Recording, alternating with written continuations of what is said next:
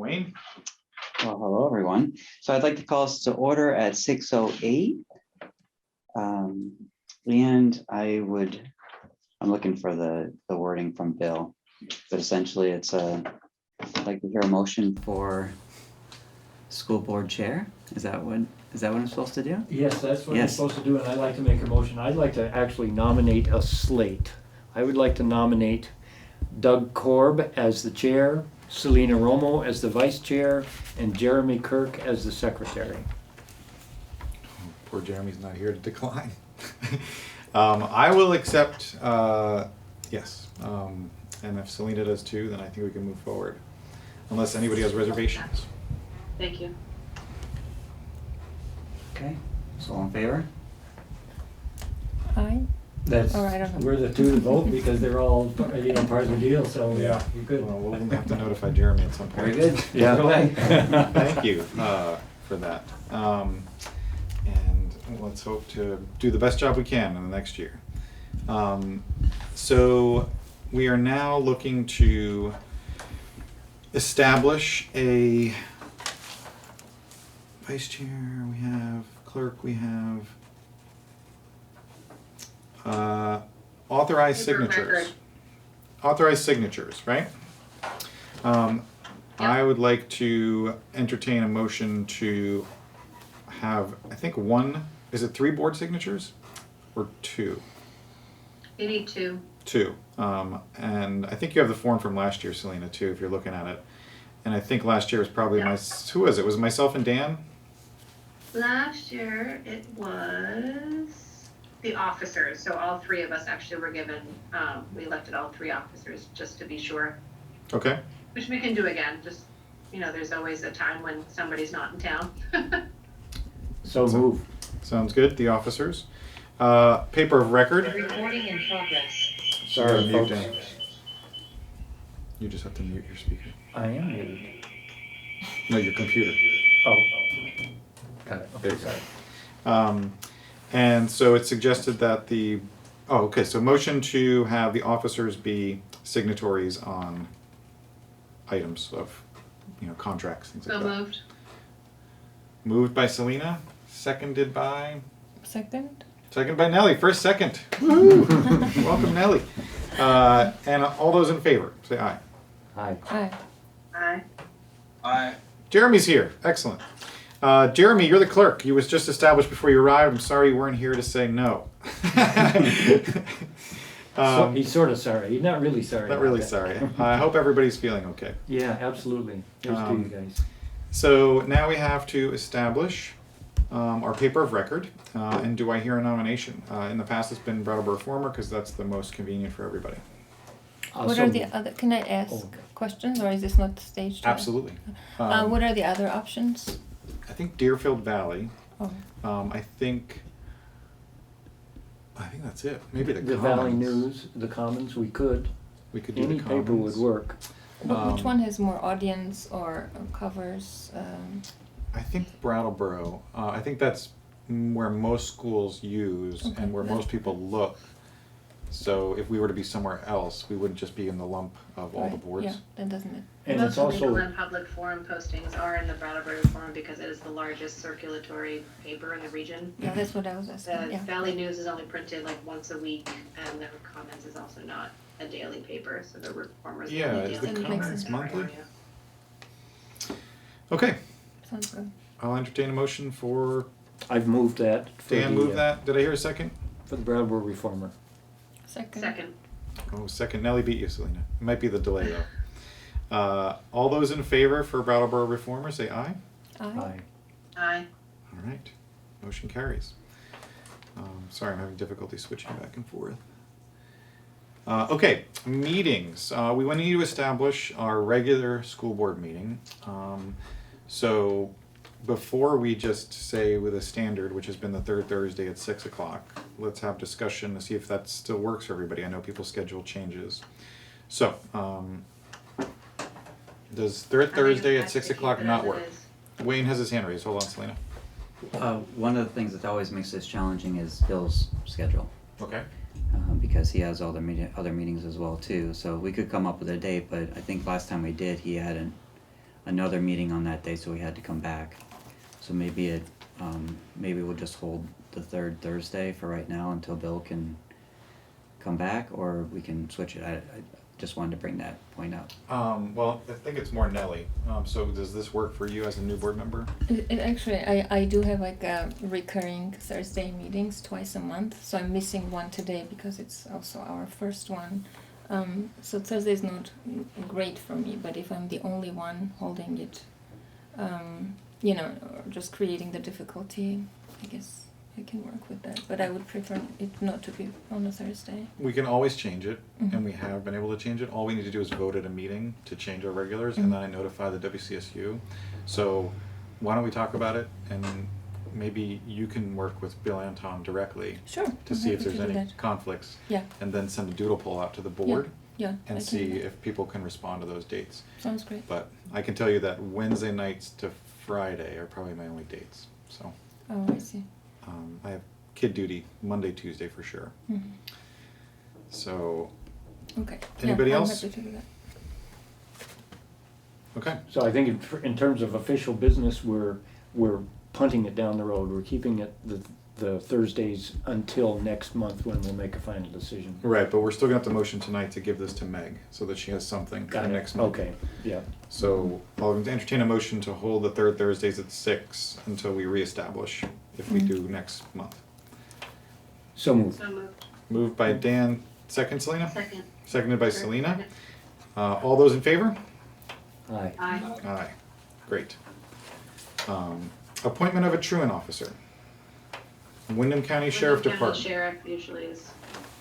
I think Second. that's the only one that we can actually do legally, right?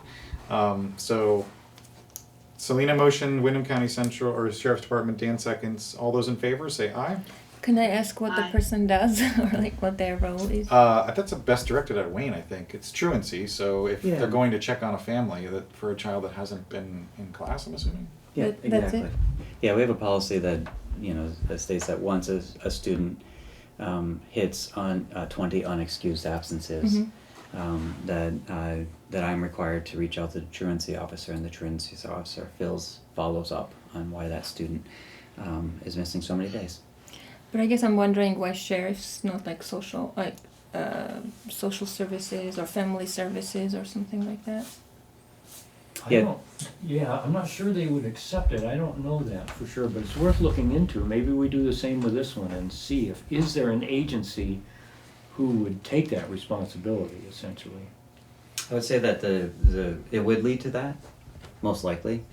It's that first initial most likely going to the person's house, making sure that the person is aware of the letters that I've sent home, and then just working with the family and figuring out where to go next after that point. Just to give context, since I've been here, nobody's even come close to me looking to call out the truancy officer as well too. And last year, Bill worked with the Wyndham County Sheriff's Department to come up with a truancy plan, so that we're all on the same page if we hit this point where we need some support additionally beyond the school to help this family with absences. I guess So- I'm asking this because if there are families that are not comfortable, a sheriff's office person knocking on their door, Yeah. Okay. Okay.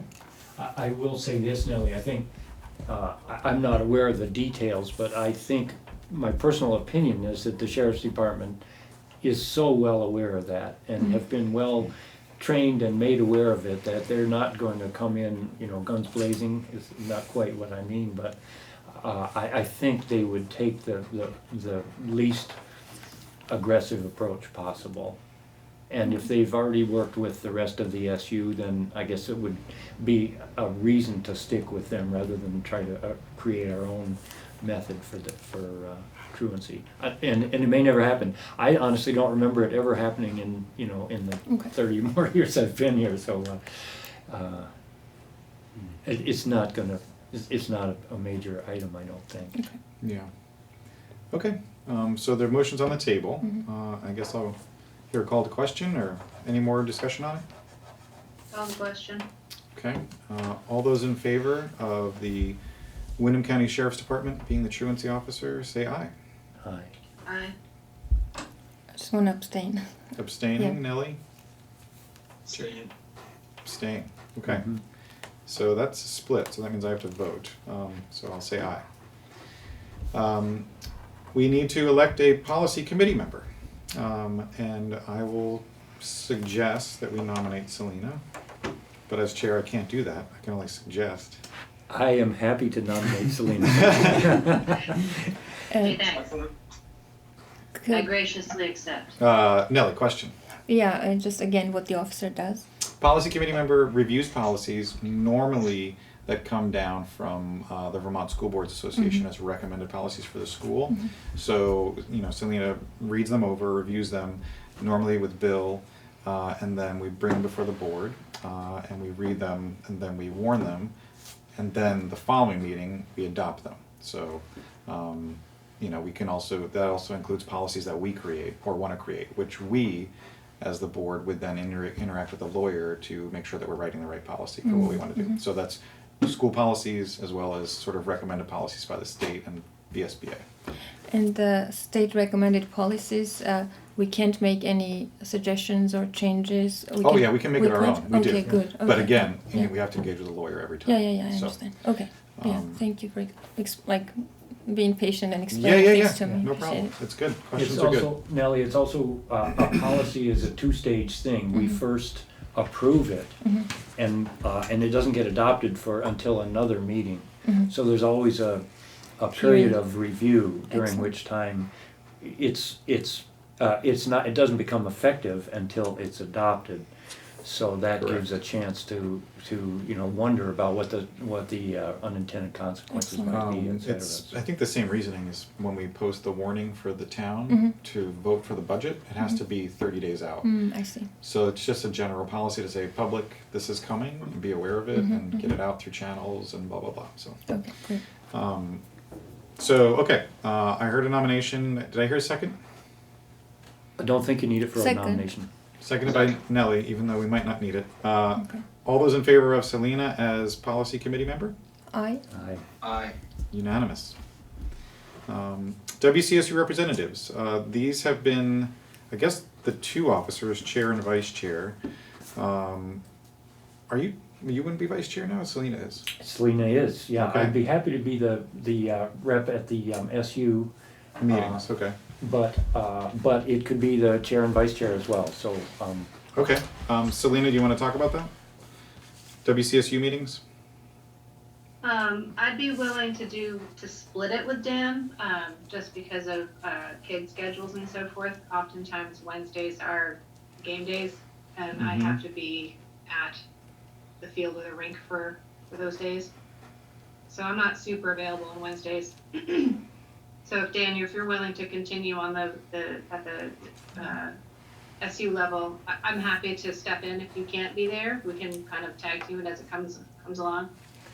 I think we have an So alternative we can, anyway, don't we? Well, we Is that have correct? to always have a voter there, and we would have to, at the prior meeting, proxy a vote, so you guys would have to Right. straighten that out like a month in advance, before the meetings. Do you think you could do that? Yeah, I'd like to see Selena's name approved for that, for the times when you can go, Selena, so, Okay, so let's just put chair and vice chair, and we'll try at the meetings before WCSU to see if you're gonna need, if you can be there or not. Otherwise, I mean, I don't wanna call them yeah, I emergency mean, I meetings. can plan like a month or two out, once I have like schedules and so forth. I just can't like plan more than, Yeah, I mean, the other thing is too, and this might be a little bit weird, but we could always put you down, Selena, and if it's sometime you can't be there, we could have an emergency meeting right before the WCSU meeting where the three of us, me, you, and Dan, sort of zoom in and then transfer the vote to Dan, I guess. I don't know. I mean, I think that's legal, it's a meeting with a quorum agreeing that I would be the signature that day because Selena couldn't make it. yeah, so. so it'd be like a 5-minute meeting where you just transfer the vote. So, okay. All those in favor of vice chair and chair being WCSU representatives, say aye. Or Aye. say aye. I Aye. Okay. I think it was motioned, right? Okay. I think so. All right, Nelli, we're gonna have to put in your current new board member contact information, which I think Meg probably has. Yeah. So just make sure to send that to her if it's not, if Selena doesn't have it, to fill this form out. And I think we're done with the reorg. Woohoo! Yeah, Board Nelli, of if you wouldn't 2022. mind, just emailing me your home number, your cell phone number, and your mailing address. Is it Selena or Meg? I Selena. can't. That's Yeah. Selena. Okay. Yes. Yes. Selena. Yeah, if Definitely. you could just email that to me, then I can fill it in on the form for Meg. That would be really helpful. And then if, Jeremy, I don't know if all your contact information is the same, or Doug or Dan, if any of your contact information has changed, just email me as well. Otherwise, I have it all from last year. Good to go.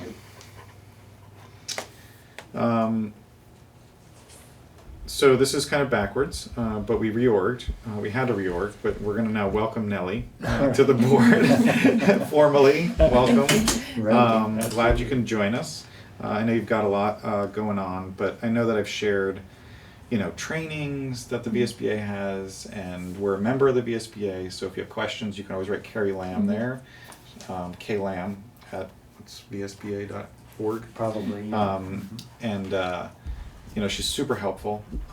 She'll always add you to webinars, even if you miss the sign up date or whatever. So don't panic about that. But I think the next one's April for the new school board member orientation.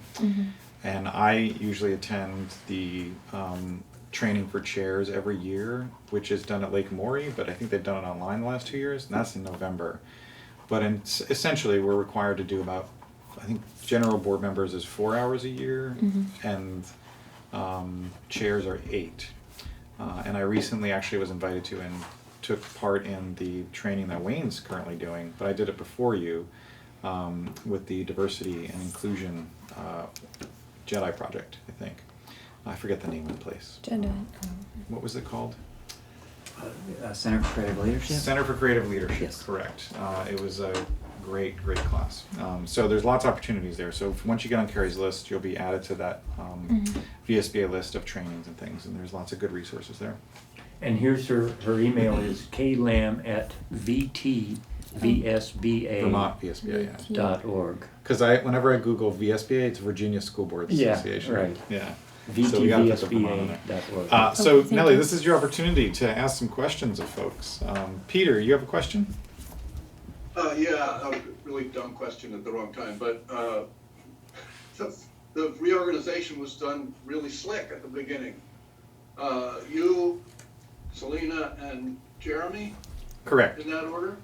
Yep. Jeremy's the clerk? Chair, yep. Selena's vice chair and Jeremy is clerk. Thanks. But you're always our clerk at heart, Peter. So Nelli, open floor for you for questions of us if you have any, or what burning things have you been worried about when you've been like, what did I get myself into? Yeah, I guess I don't have specific questions. I'm asking as things come up. So if that's okay for with everyone, and I can do that. Yeah. Yeah. I think Jeremy will be the first to say that we do our best to not use acronyms, but when we do, please call us out on Yeah. it. And Jeremy's going to also call us out on it. But we do sort of throw the lingo around a lot, so just put your hand up. I mean, Dan's been doing this far too long. I've been doing it longer than I thought I'd understand anything. And Selena, same, I think. So if we move too fast, let us know. Okay. Changes to the agenda. As you see, we have members of the public, but nobody's present and nobody's online. Members of the faculty, nobody present, nobody online. Superintendent's report. Bill isn't here, but he sent his cabinet's report. Did you get that? I can send Cabinet's it to report? I don't think so. you. You might not he have been on his sent- list yet. Yeah, I got other things that he sent, I'll send but you. there was the student weight and stuff. Yeah, he like that, basically but- sends a nice PDF every Oh, month okay, of nice. like what's Yeah, I going didn't get on. that, yeah. And so we usually try and read it before and then ask questions of him, but he's not here, Mm-hmm. so I'll forward it to you. You can digest it and then ask Bill any questions you have, Yeah, sounds good. because he won't be at the meeting. Mm-hmm. We have then principals report. We then have bus training regulations. I kind of feel like I want to reverse those two for Kayla, just because we'd like to let her go back to her life. And then we're gonna approve minutes and pay order and have a brief exec session. You've probably been to meetings where we've had an exec session, but there's 3 reasons we can: personnel, contracts, and legal. So an exec session in general is something that protects the board from its negotiating interests. So if we were, doing something, we would want to have a meeting to discuss our actions at a following meeting, so that everybody was sort of, knew where we were coming from. That was on the board. So with that, I'll entertain a motion to swap the bus training for the principal's report in the lineup. I'm okay with that. Do I mean, we- I don't. Is this what we say? We need a motion to change the okay. agenda, yeah. So moved. So moved by Jeremy, Second. Seconded. seconded by Nelli again. She beat you, Selena. All those in favor say aye. Aye. Aye. All right. Is Kayla around, Jeremy? Is she joining via Zoom? So I texted her to ask her how she was joining. She had work tonight at Leland and Gray, Oh, and her plan was to come in, me to leave the room, to take care of the kids while she does her presentation, and then me to come back in. But she's not here yet. but she's not there yet?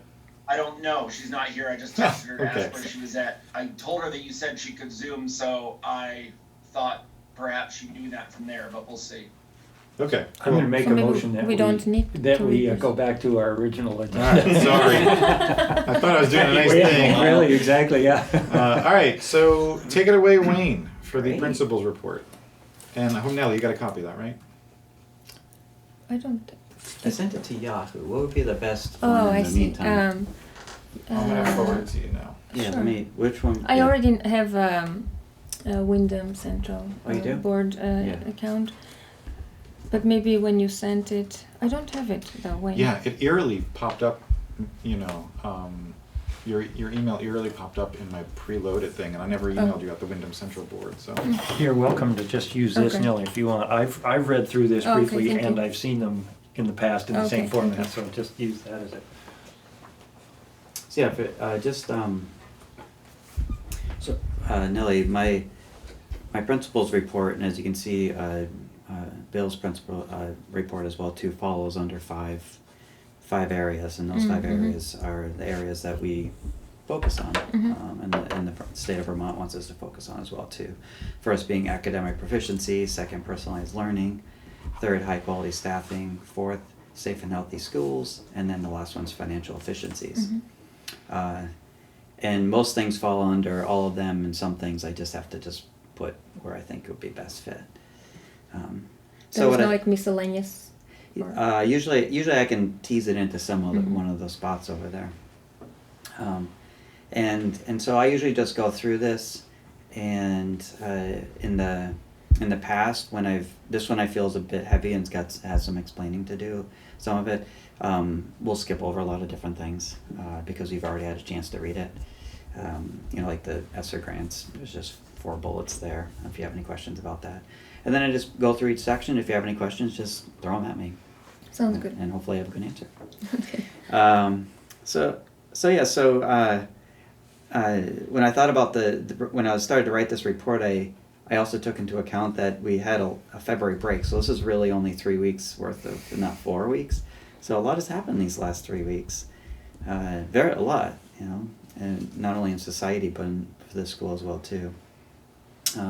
But some of the things that we have done, academically is first we did a math walkthrough, and what this really is we walk to each of the different classrooms and we take a snapshot of that lesson. And snapshot looks to be 20 to 30 minutes, and we look for a particular instructional technique or what standards are being addressed. We look for something, and then we take evidence on it, and then at the end of it we present what we found regarding what we were looking for. So we're not looking for everything, we're just looking for specific things.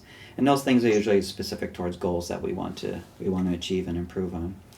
Wayne, can I ask who we is in this situation? We as the classroom teachers, myself, Les was part of this as well too. I took some leads from Les, and Les Edison is a consultant that I've been working with since I started my principalship down Massachusetts, and he really helps guide us. And then I come up, I had a proposal, I presented it to the teachers gave a thumbs up, and then we went forward with it. And so the details are below, and so we had the walkthrough on March 9th, and Jen McCusick was able to join us, who's the Director of Curriculum and Instruction for the WCSU. She was able to come in around 12 o'clock and end with the two last classrooms. And the two areas that we focused on was the lesson standards based. So could we identify the standard that was being taught at that time? And then the second part was were students articulating their thinking and reasoning? So are they having conversations? And in the notes here, that would be the proficiency. Those bullets there is the proficiency on a 4-point rubric. So that is a 3 out of 4. So there's a 2, and there's indicators for that, and there's a 4, there's indicators for that. Since we have not done much professional development around this, we were just introducing this and looking at what we see would be, these expectations, like this is good work, and the students are really having some really good thinking and reasoning at this time. So Wayne, I just want to, partially for my own, but partially for Nelli as well, when you say standards based, Yeah. Remind us which standards those are that we're referring to. Yeah. So it's the mathematics Common Core State Standards, which is the standards for the United States, and which Vermont has adopted. So those are the standards that we would be looking for. Are they grade level? And is it a standard? So if we walked into math class and the teacher was teaching photosynthesis, then obviously that is not a math standard.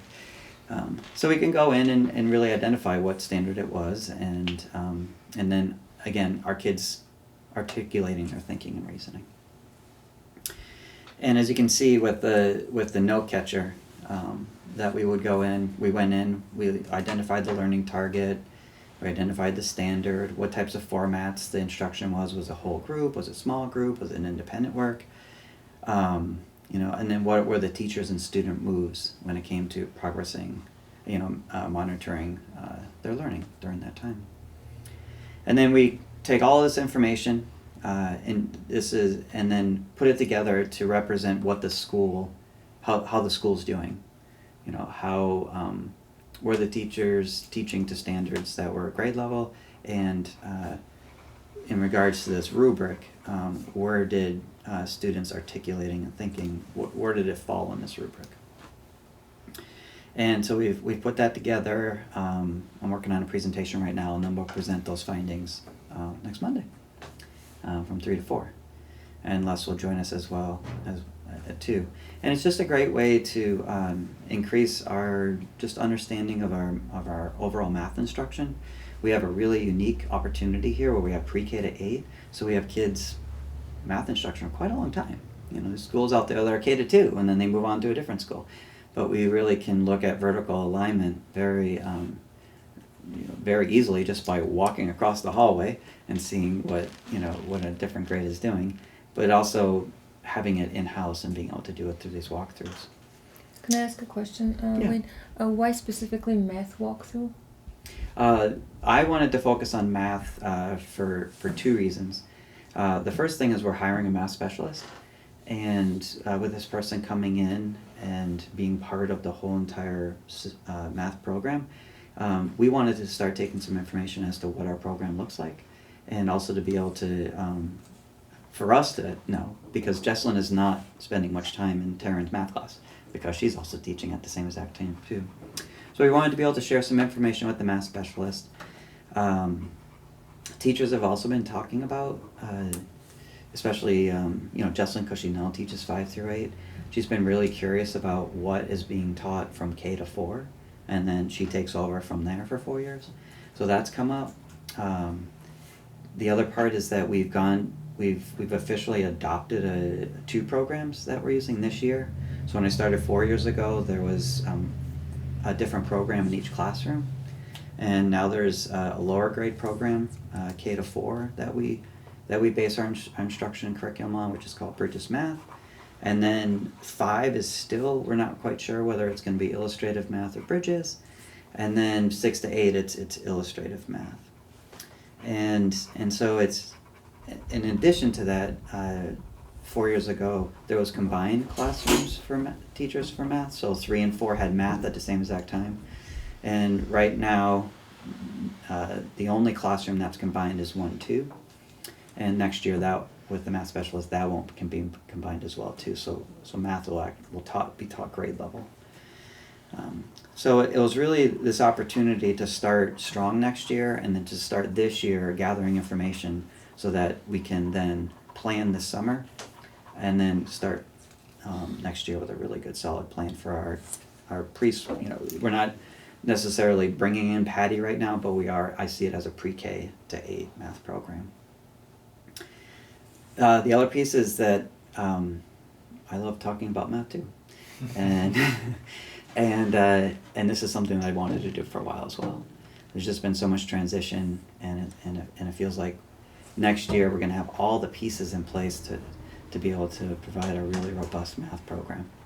So this is essentially pre-work for next year, and to start getting those juices flowing. So I mean, in general, I can say that the instruction is amazing. We saw a lot of kids sharing their thinking. The relationship with the teachers is very kind. Les said sweet, supportive. Is very friendly.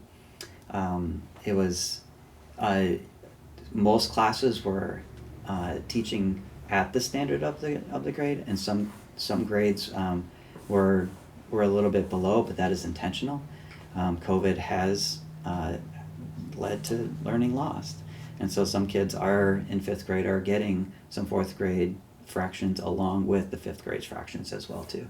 So there's a couple instances where we were seeing 1 grade below, and I very much don't see that as a negative. I see that as teachers who are teaching to what the students need and where they are in the math progression. There's no judgment on that, and there's no judgment on where the students are as well too. It's like where they are is where they are. We'll bring it to the next level. But overall, it was really great. I'm looking forward to our conversation next week to present this information, and then decide, as a group, where do we want to go next. This is also going to be part of our local common assessment system, and what that is every 3 times a year we assess all kids on math and ELA right now, but this is just another assessment that we can do from the school's perspective, like the whole school, to be able to assess things beyond just basic skills, basic basic math, whether you know your basic skills, your basic facts, things like that, but to be able to look more at how students are engaging, how are they talking, how are they thinking, and I feel it's just a much more well-rounded way of assessing our program as well too. So this is also just the first of many years to come where this will be happening 3 times a year. It's math now, it'll be math next year, but I definitely see it changing into other areas that we want to look at. Sound good? This one little bullet is the next one is the approval of the CIP. That is very much a housekeeping thing. So this is continuous improvement plan. Continuous improvement. And you approved it last year for 2 years, so you've already approved it for this year. However, the AOE requires that the board And AOE is Agency of Education requires that you approve it every year. So you've already seen it. You haven't seen it, and I'm bringing this up, also saying that the CIP will be changed within the next month or 2. And so if you want to make a motion tonight so that Jen McCusick can say that you've made a motion that you approve the CIP, then she can bring that to the state that says that you have the minutes for that. That being said, the continuous part of the improvement plan is that it continually evolves and changes. So even what you approved today is probably not going to be what we're doing next September. And so the reason for doing it every year is to account for potential changes, or what? these are federal requirements that they're essentially making sure the federal government provides us with funding. They are making sure that we are doing a CIP and that we are getting approved every single year. Currently, right, there's a long story behind why we're approving it now as opposed to not having to approve it. And a lot of it has to do with staff turnover at the Agency of Education, and other things like that. So we had a leadership team meeting yesterday, and I was like, well, what if I just ask the board to approve the CIP so we can move on, and I'll bring it to continuous improvement in the future. I think the CIP is a living document on the website, is it not? Is it a Google Doc that you can click into, that you put on there? Yeah, But I know it's on the website. Yeah, it was a is on draft the of it. website. Yeah. So Nelly, if you wanted to go, I think Wayne can send it to you, but you can read through it. It is something that we talked about last budget pretty thoroughly. This is about the building, or is it? No, No, this continuous is improvement. this It's is a about what's different- happening in Yeah. classrooms curriculum-wise. Oh, I see. Okay. I Yeah, and we see have that. 4 Okay. goals. Yes. Okay. Our first goal is 100% proficiency for math, ELA, science, and social studies, and we added for arts as well too. So music, art, Spanish, and so on and so forth. We added that piece because that's valuable. That's really important to our community. The second piece is around adult beliefs, and changing adult beliefs to improve culture. And what that looks like is unpacking implicit biases. The Jedi team that we started that Nane is involved in. That's another goal. A third goal. See, I'm pretty good at this because I got 2 down. There's 2 more goals. Well, I think that Nelly gets the Yeah. point. I just And Just to get the work done, we're gonna see changes in a week, in a month, Yeah, he said, I'll so read that. we're gonna have to Yeah, approve that's those great, two. that's fine. I think the important point is that we are obliged to approve it, but it's created by Wayne and the staff here. It's not something that we are obliged to accept from outside. So they put the work in to decide what is important in this little community, and then we approve it. Yeah. All we have to do is approve their work, not somebody else's work. So I guess that, for me, that's a really important part of the conversation. Yeah, my question was about more like, why are they making us approve something that you've already done before? That's what I was wondering. Every about, year. Yeah. If the AOE acronym comes out, then don't bother asking why we I have see, to do okay. it. Yeah, That's I'll an read this acronym that just document. Okay. So I'm gonna Thank make you. a motion that we Yeah. approve a continuously changing, continuous improvement plan Sounds good. Yes. for another year. Second. Motion by Dan, seconded by Nelly. All those in favor? Aye. Aye. Aye. Okay, thanks I everyone. didn't hear Selena, but I think that's the majority. Selena, you there? Yep, I said aye. Okay. Good. No, thanks for that, because it's just one of those check boxes, and I think it's an important checkbox. Let's hope that all schools have continuous improvement plans and are looking at them and using them effectively. Yeah, great, thank you.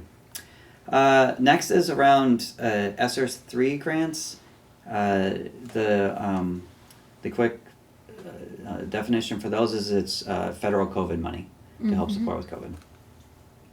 We have $58,000 for the next 2 years, and these are the areas that I felt were the best areas for us right now to invest in. Is to continue the restorative practices for 2 more years, bring in anti-racist PD with the same group that we work with the Jedi team for a year, summer and after-school tutoring, and there's a fair amount of money in there to provide that for next year, and in the summer, and then professional development funds and team collaboration time. And what the professional development funds and team collaboration time looks like is, for example, is July 6th, 7th, and 8th. All the math teachers have committed to participating in a virtual math conference with our program, Bridges Math. And we're going to participate in that. It's each of the 3 days is roughly about a half a day of workshops, and then the other half we're going to work on scope and sequence, assessments, sharing best practices around instruction, unpacking the program a little bit more because we're going to be learning more about the program. And it's going to be 3 days of us working together with math. This year this year we've been going to the collaborative. The Brattleboro co-op for our leadership team. So we're also going to go down there and use that for our professional development as well too. So we're going to go to the co-op. We're going to have it there. I'm going to try to make it a little bit more off campus, a little bit more professional, with the opportunity to sneak down and get a cup of coffee whenever you need it. I have a question. Question 2. No, Yeah. go ahead. You had. Mine was on the one before, summer and Yeah. after school tutoring, and maybe I missed it, but how is that being identified? Are you identifying the need, the students with need, or do parents come to you and solicit? No. No, it would be from our local common assessment system, identifying students that need additional support. And then we would reach out to families. Okay.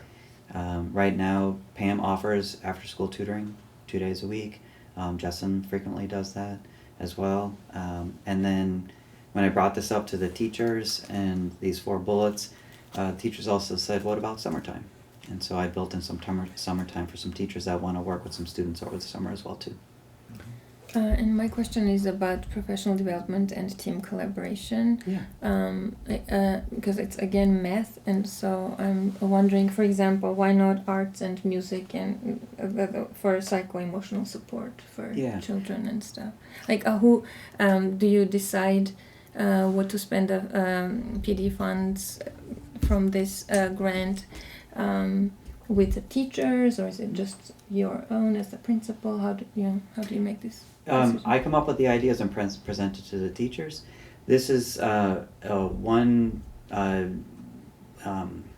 way where we can get funds. Our budget also has tons of funds for that as well too. And the reason why I did it this way is that if we spend all of this, and this is team collaboration time, just clean team collaboration time. Anybody can participate in this. But I did put in math PD because I know some of these professional development opportunities are going to be quite expensive. But this is just one pocket of money that we'll be able to use.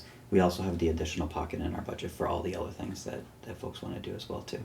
So all teachers know that they can get paid $225 a day to work on a non-contracted day, collaboratively together, or to write curriculum or anything else like that, and that's for all teachers. And if we use up all this money, we'll start using up the school money.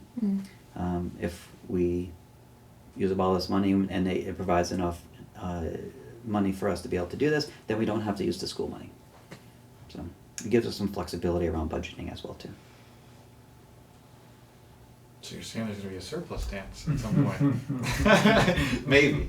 Well, so this grant allows you to supplant, which means that you can pay for things that are already in your budget. Most grants don't have to. So when we look at all of this, it's all supplanted money. I thought this ran out, but this did not. Yeah, This it's is also- a it's re-up. called ARP. Is it a re-up? It's ARP now, as in, I don't know what the ARP stands for, but this allows you to supplant. And so when I'm writing up the grants, I got to make a good solid case for what we're doing. So we were going to do this anyways. So we put this in to be able to then be more flexible with our other funds. Okay. So that's another piece as well too. Jeremy, Selena, you good? Quiet out there. American Recovery Plan. Okay. Good. Thank you. Next, if you had a chance to look over the IEP and 504 meeting memo, they came from the teachers coming to me and saying, I really just don't have the time or the energy to have IEP and 504 meetings after school. And it was one of those things where it just came to be. Nobody knew why it came to be. And I always felt like that it wasn't the best time to have IEP meetings, but in the past, teachers like, oh, let's just do it after school because of, because I don't want to interfere during the day. Maybe just make sure Nellie knows what IEP 504 is. Yeah. That you maybe do, but I don't. Individual Yeah, education. so there's student plans, and families come together to discuss a plan for a student. And those meetings require teachers to be there. And What do you mean student plans? individualized education plans. Oh, I Um, see. Yeah. yeah. Mhm. And not every student Oh has yes, I them, I know don't this. know how Yes, they're- yes, yes. Yeah. Yeah. Yeah, yeah, yeah. Yeah. And 504 is similar. Mhm. The 504 is mainly around a disability based upon health, Mhm. which is the short way of getting to it. Whether that's mental health, physical health. A very good example of a 504 is somebody that breaks their leg and now they're on crutches and they need additional support. You can write a 504, or you break your hand and you break your writing hand, and now you need a scribe. Mhm. You can write a 504 so that you can now Mhm. bring somebody in to write a scribe, to have a scribe for that person. So you can see these meetings are intense meetings often, and Yes. they have really, there's a lot of energy required Yeah. to be there, and after school probably isn't the best time to do it, and the parents are often emotional about them too, so Mm. you can see that. Mhm. So the teachers thought that was just what we did. And then when they came to me, I was like, oh no, this was a choice by all of you. And they're like, I didn't make that choice. So I'm like, let's fix this. So I wrote up this memo. I took their feedback. I wrote up this memo. I made it equitable, fair, and presented it back to them. And it's been great. Mhm. And I've had to occasionally remind them when they say, let's just have this meeting after school. I'm like, wait. Mhm. You should really be in an IEP meeting during your work hours, not outside of your work hours. And just bringing them back, because I don't want us to backslide. So that's been great. That's been a great change. It's also helped with scheduling at the central office, because then they know when the teachers are available Mhm. for the whole school, and then for us too, so that we've already built in substitutes. So when the teacher is out, we already have a substitute that's ready to come in and fill right in. Yeah. I'm only asking this because Patty's on the call, but I'm assuming no kids are around, and that's why a sub's not needed in the preschool from 1:15 to 2:15. No, she has. There is a sub, But it says none needed on the sub. because her assistant can. Do you want to talk out? Her assistant can watch the students at that time. Oh, okay. And there's only 7 children in the afternoon, and So there is an assistant. Gotcha. Yeah. I got you. Yeah, they're not I outside by was like, themselves. oh, we'll just let the kids do what they want. They've got their toys. So yeah, I'm really glad about this. We have really hardworking, dedicated teachers, and to add to their day was really making it challenging. For them. Selena has her hand raised, Wayne. I'm sorry. Oh, yeah, I don't know Selena, how what do you long got? It's been up, but I have not looked at the computer in a while. Okay, that's fine. I was just wondering how this has affected parent participation. Not at all. In that it hasn't increased or decreased. It's worked out just fine. One of the things that's beneficial is that it's Zoom, so that anybody can participate anywhere. We are moving towards in person, but we haven't had any problems with that at all, and I think a lot of it has to do with that Zoom piece. So do you plan on doing something with Zoom or Google Meet or whatever platform to, like in the future, if you are all meeting, so, kind of like right now, like you guys are all meeting in one room, Yep. and if a parent can't leave work during the middle of the school day to make their IEP meeting, are they going to be allowed to? I just want to create accessibility. Mhm. Oh yeah. Oh, definitely. That's exactly what that's one of the benefits of the new skills that we learned through COVID, is that we now can utilize Zoom, and we're all proficient on it, and we can continue to use that. It has been a challenge in the past. We also, and if you look at the memo too, that's why we built in time outside of it with compensation, so that we know that there's going to be times where some families may need to wait until 4 o'clock when they can meet. We're just transparent at that point, that it might just be me as the principal and also the teacher representative as well. And if that works for the family, then we move forward with that time as well too. I think the important part was that we were starting with after school, and now we're starting with time during the day, and then if that doesn't work, then we go to after school and we go to these alternative times. So it's just a flip. But we've had no problems with it right now, and again, it's the ability to be able to use Zoom. It also works for central office as well too. not to mention the driving and the wear and tear on the planet that happens when we have many people come together for a meeting, that's also helped as well. So yeah, that's worked out well. Any other questions, Selena? No, thank you. Okay. That's all. I just wanted to make sure that was going to continue. We're having similar conversations at our schools. Yeah, no, that's great.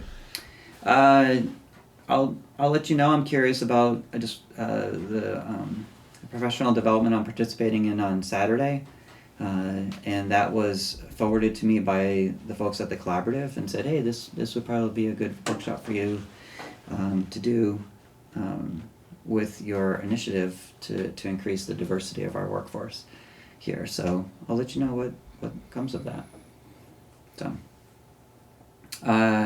Again, I just got out of a Jedi team meeting, and they've been great. And they also gave us some time during February break to help us with our job description. And it was really reassuring to work with them, to be able to work with specialists, to be able to craft what we wanted to say in a way that was what we wanted to say. Mm-hmm. So I feel like our job description is who we are and what we hope to be in the future, and I feel really good about the work that happened, through that time of creating that introduction.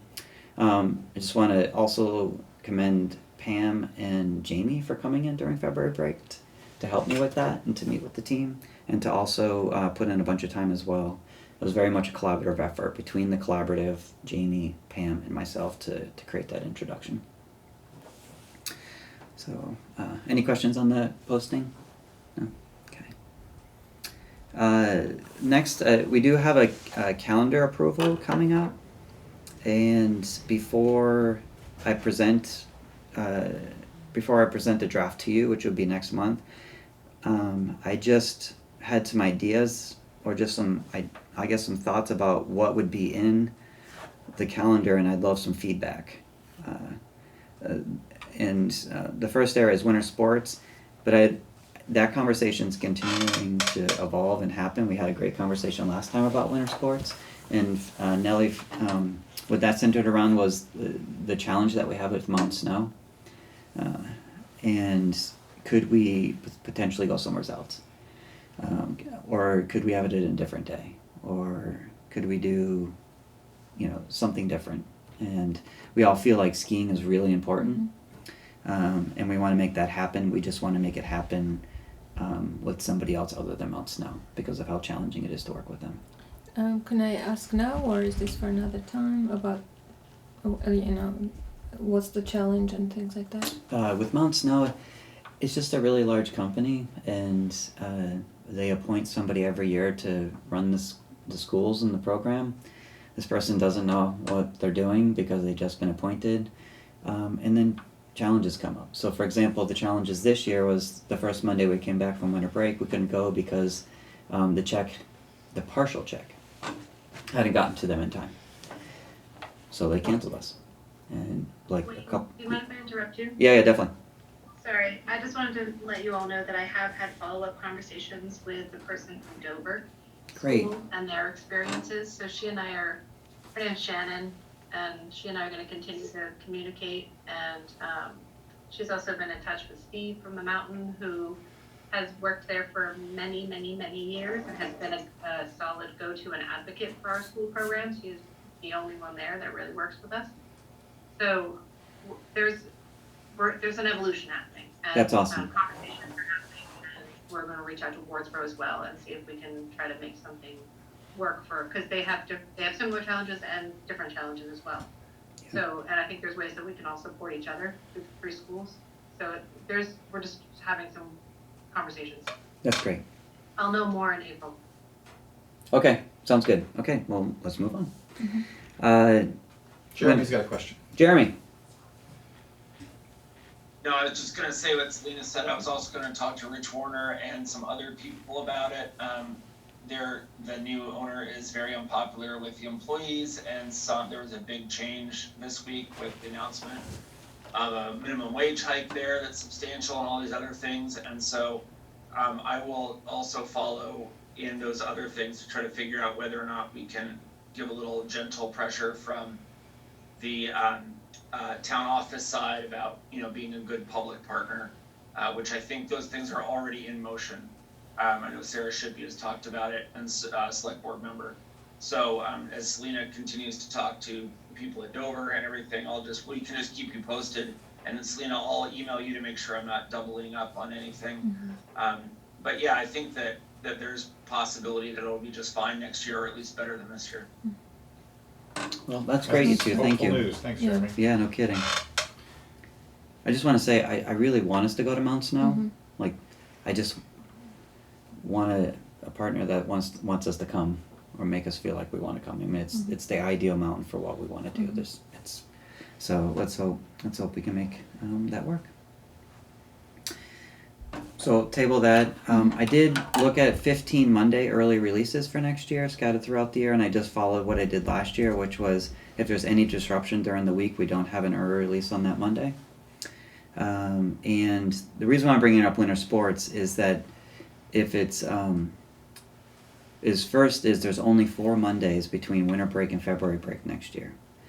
So that's because of holidays and report cards, and the first day we come back from winter break is a Tuesday, so we miss out on that Monday too. So there's 3 out of the 7 that are already off of it. So that's why I was bringing that piece out. The other piece is the early release Mondays, if that also affects what we do as well. Can I ask a question which might be out of sync with some people, but not others? Yeah. But the early release days, have you talked to parents about this? Because this year was quite a struggle for a lot of parents. Same And I'm here. just saying, not just me. Yeah. But I think you need to assess that with the community, maybe before moving forward, just as a Well, little test. No, I was no, gonna I bring think up the same. I think, I think that's a good conversation to bring up. I've had a couple of conversations that 3:30 is challenging compared to 4:30 because that's what it is. It's an hour earlier.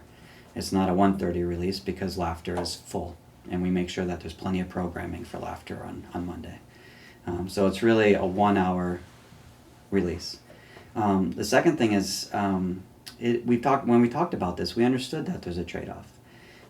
And I think we've talked about this considerably with the Laughter program. Should we have the Laughter program or not? Should we run the Laughter program or not? What is the Laughter program for? And we made a really big transition from really childcare to high quality programming.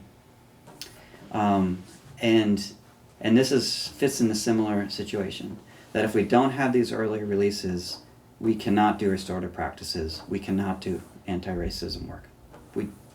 It is not possible. So it's one of those things that we have to balance. But there's another aspect that makes the early release difficult. It's the fluctuation. You have to put it in your calendar to know which Monday it is. Yeah. It's not. They're not all following each other for you to know. Okay, these next 5 Mondays are going to be early releases. Yeah. So it's stress. Yeah. Sure.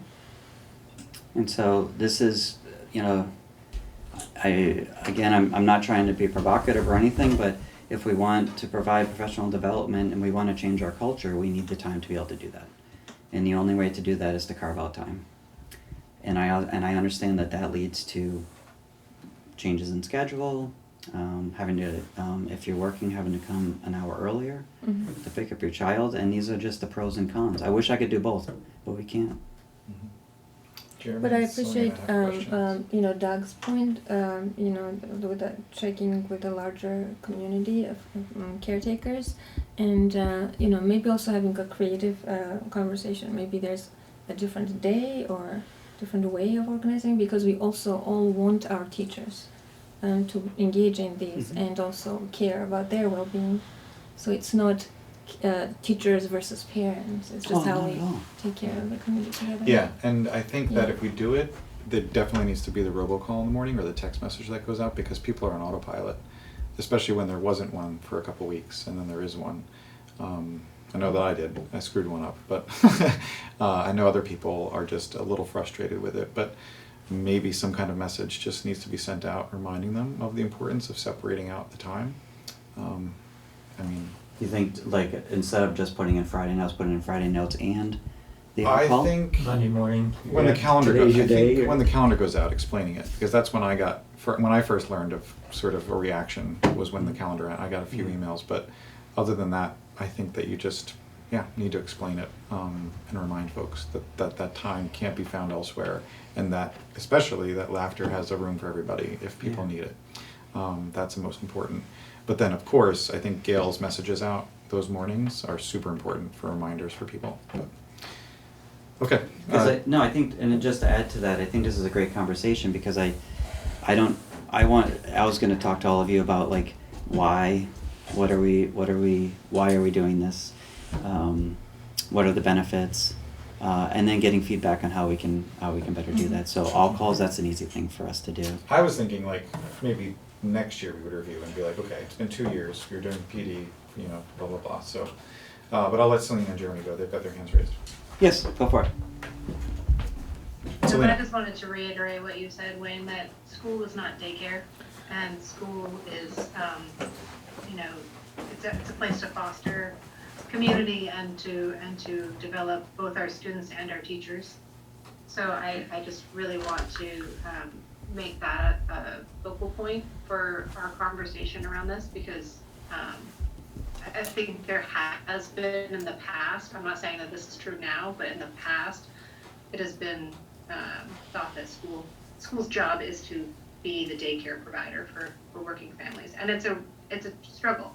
And I think the pandemic has really severed a lot of what we define as community, and families have not been able to collaborate or meet each other, or, I haven't seen the vast majority of our school in one place in over 2 years, and that's where parents meet and kids have play dates, and then create an after-school network to support your family and your kids when you're working when school is closed. And that hasn't been able to happen. So I think that's some of the strain that people are feeling right now.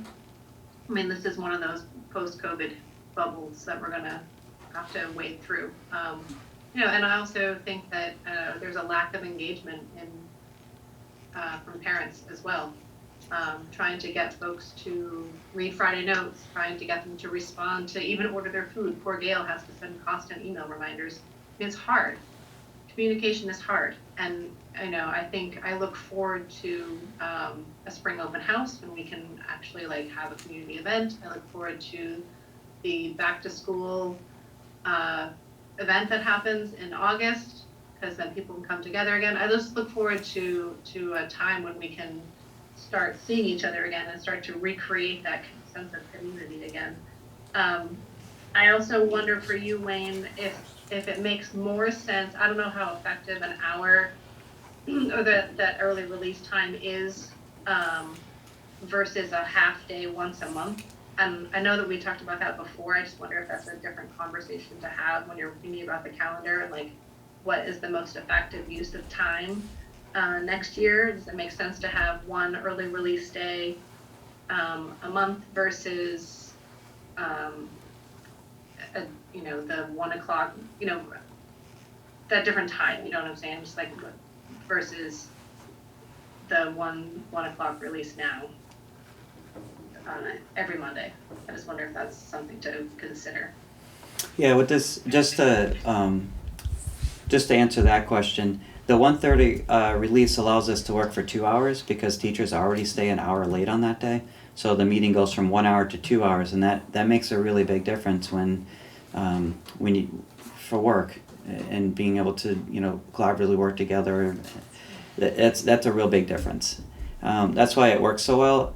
The other part about the 1:30 releases, when we talked about this last time, is that with laughter carrying over till 3:30, that it didn't feel like it was that much of a early release that would make it so that folks would have to pick their children up at 2:30 after laughter.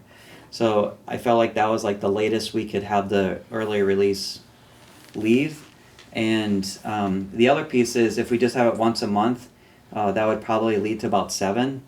And it really is the ongoing work monthly that restorative practices and anti-racist work and many of the other things that we do during that time to keep on going. So if we had to alternate between anti-racist and restorative practices, I don't think they would be as effective if we had to go 2 months as opposed to just the 1 month right now, which is I would say the longest you can go in between these these really great sessions that we're having together. I want to go after Jeremy, yeah. and then Nelly's got a follow up. Then we'll move on. Dwayne, thanks so much for all this work and leadership, and I fully support it. I was just wondering if you'd considered doing, I think the consistency part is the only point that I think could be addressed. And I was wondering if it's feasible to have every Monday be early release, since it's been some months, including March, where it's been every Monday. And if you could use that time, the teachers could use that time, is that actually something that we could decide to do, so at least it's consistent? I'm also, for anybody, I also am an after-school, volunteer after-school teacher, so I think that, I'm saying that as someone who also will be there to help hang out with the kids longer for people that need to work. I personally would love to have early releases on Mondays. Stop for winter sports, because we already have a disruption in our curriculum and our learning. Stop for that time. And then start later in the year. I'd still would like to start 3 weeks in. And then say, okay, by September 12th, so like 20th or something like that, until winter break, we would have early releases on Monday. And then they would come back after after February break. And then the early releases would start. And then at some point in May, we've got to let them go too, because May is a really busy time of year. So we'd probably go from February break to April break, having earlier releases during that time. If that would help with consistency, that would give us a couple more days, and I would be very much in support of that. The reason why I didn't want to have a day where we had a day off was that I just didn't want to create. It sounds like not wanting to create disruption that week is now leading to disruption for the whole year. Yeah, exactly. Because I'm now losing, it's not, right? Like, Yeah. okay, let's not do this Monday because we already have a disruption, but now wait a minute, now you're giving me 2 disruptions because is it a half day or, an earlier or not? So that might be a great Is that something that alternative. you bring as a proposal to the board, or is that something that the board could maybe discuss and take action on now as far as supporting you / proposing that we do that? I would love to just move forward with, if that's something that you think would help families with consistency, I would move towards that right now. And if that's something you want to see, I can bring back a proposal that has that built in. Yeah. Can I? I Well, would say yes. I guess I would really like to receive feedback from families on their experience, and maybe also adding a question like, what if they were just for certain number of weeks, so that okay, you can go on this autopilot for 6 weeks or however many weeks that it's going to be early release. But I also wanted to say, I just really feel strongly that we also need to care for working parents or caretakers. That it's just the difficulty of picking kids up early is not because they treat the school as childcare, but that it's hard. And I'm just wondering if on those Mondays or whichever day it is that there is after school and it's just an hour, if it's possible to use some of these COVID funds to pay that someone as a childcare provider for that extra hour for those families who need that support. I think we talked about that. We talked about going till 4:30. One of the things that we see is children are just too tired, and we see that now with 4:30, because there was a discussion about maybe going till 5 o'clock instead of 4:30. The other piece is, for example, Jeremy. If Jeremy was to run a disc golf program, or Dan, you had the students for 2.5 hours in soccer, or you had it then becomes almost like a half a school day that has to be structured that way. It feels really long. So I think we'll have 2 separate camps, and I think that's what we'll see. I'll put out a survey, is that there's some folks that want as many hours as they can, and there's some folks that do not think it's appropriate to have kids at school 9 hours a day when they're 6 years old. And we'll balance those pieces. I think the balance that we have now is pretty good, but we can look into that. I wouldn't if from 3:30 to 4:30, I wouldn't call it laughter program. I would call it child watch, and we'd have Yeah. to find somebody who would be willing to do that. Yeah, that's what I'm Yeah. wondering. Yeah. Yeah. Dan? Yeah, so I just want to say, sort of in response to Jeremy, that I'd like to throw the staff and the teachers into your survey as well, because Yes. really the That's good. efficacy of these early releases is primary to me. How effective are they? Let's get them to be as useful as possible educationally, even if it means that there's some disruption. I guess that would be what I'd like to say relative to that. That's great. I hear a couple things. I'll bring you back something for April. Sounds Great. good. That sounds. All right, we're gonna move on. Okay. Thanks, Dan. I'm gonna add an extra in service day because we have a 186 day contract at Marlboro instead of 185. So there's 3 options. I'll figure out which one to do. It's either at the beginning of the school year, at the end of the school year, or January 3rd, which would mean that we would come back on Wednesday instead of Tuesday. I don't really want to put it anywhere else. I can't really fit it before town meeting day, which is what we've done in the past, which is nice and smooth. But February break is the week before we get back, so that's not easy to do. And talking, me as a teacher when I was in the past, and talking to teachers as well too, is consistency Monday through Friday is always key to a nice good solid week. So those are the 3 days that I'm looking at right now of adding that one extra day. Sound good? Any other thoughts on the calendar? Any ideas that you want me to do on the way back? I mean, before I bring it back next week or next month? Is that extra in-service part of the calendar we can talk about, or? Yeah, I'll give you. We can decide which options we can do. No, I was just gonna ask in terms of students and teachers, if it's better for the teachers, for example, to have that at the end of the school year, or at the I guess my inclination is to think towards the end, but I don't know. Yeah, right now we have 2, so this will be a 3rd after the students leave. So so right now we have 2 in-service days after the last day of student days. I see. So it'll be 3 days, and then we have 4 at the beginning of the year. Do we move it up to 5? Oh, I see. So those are the 2 spots. I Just see. curious, does the winter break fall the week before town meeting day on the calendar? It doesn't, okay. No, it The falls. new one. It falls the week. There's February break, then there's a school, and then there's town meeting. Okay, good, so we have that, everybody will be around. It's not the luxury of this year where we had winter Mhm. February break that led right into town meeting. We could stick a professional Mhm. development day. That was nice and smooth, clean. Well, smooth and clean, but I felt like people weren't around for town meeting day, like our meeting for the budget. Yeah. When people were asking questions, I feel like it was, I think people were away, but at least parents were, which would have been good for them to be on. Okay. All right. All positive stuff. Hogback Day to go. Okay, yeah, all right. I want to thank Nurse Sarah and Emily for taking the lead on organizing that day, and then also, Carol and Francie for organizing it and moving forward with having another Hogback Day. It's been 2 years. We're planning the middle school trip. Things are in the works. We're planning on going the week of May 19th at this point, because that's the teacher appreciation Red Sox game. And so we're going to go to that game, and Liz is very excited to get their mug, because we all get a mug. And they offer also discounted rates for that night as well too, and it's like $12 or something like that for us to go watch a game. Who are they playing? I think it's Seattle. I think it's either the April one is there. I think it's Seattle.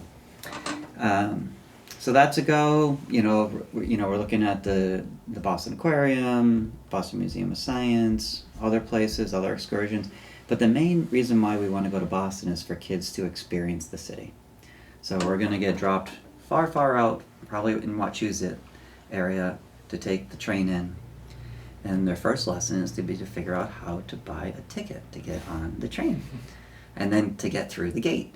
And if it takes us a couple hours, of which we're planning on that, that's what we're going to do. And then when you're on the train, where do you get off? And let's hope we get off at the right spot, because the adults are not saying anything on how to.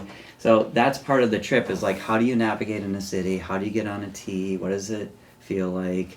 All done by public transportation, all done by walking. The buses we'll see in 3 days. And that's the real curricular part of going to Boston. The pre-COVID iteration of this was just going to be for 2 grades, and Yeah. now it's all 4 grades. All But four. is it the same number of teachers, or are there other adults? Yeah, there's more adults. We're going to get into chaperones soon. Mm. And the days are most likely going to be split. So that 5 and 6 will go off, and 7 and 8 Oh, will go nice. off, Yeah. and then we'll come back at Yeah. night.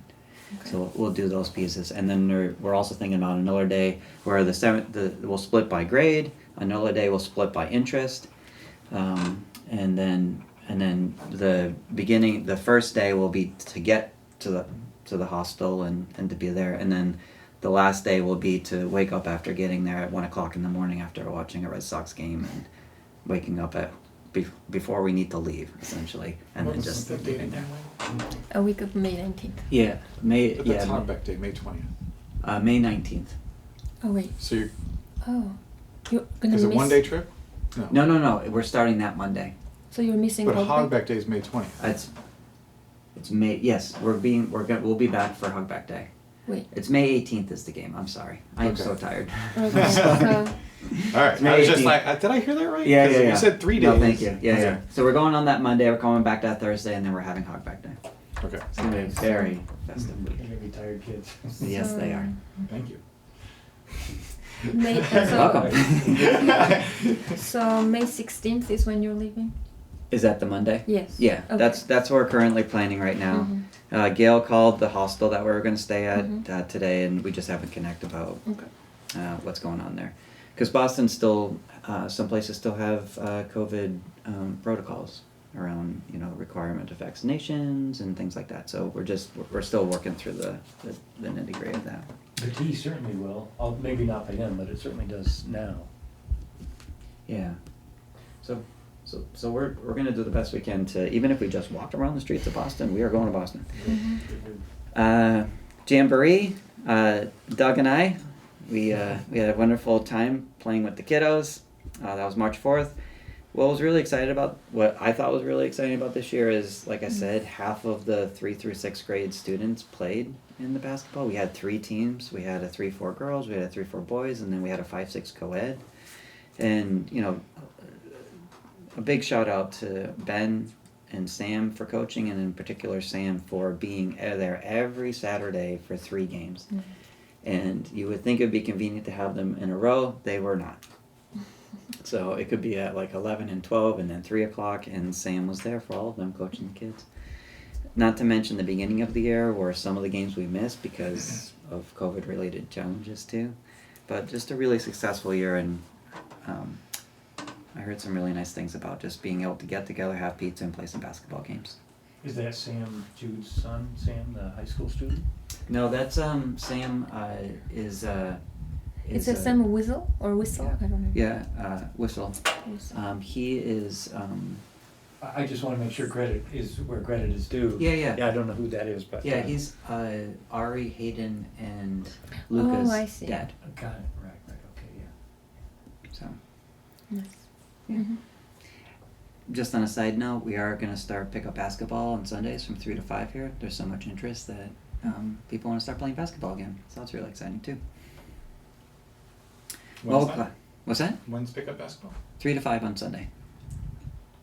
Okay. Yeah. All ages? Or? We'll see.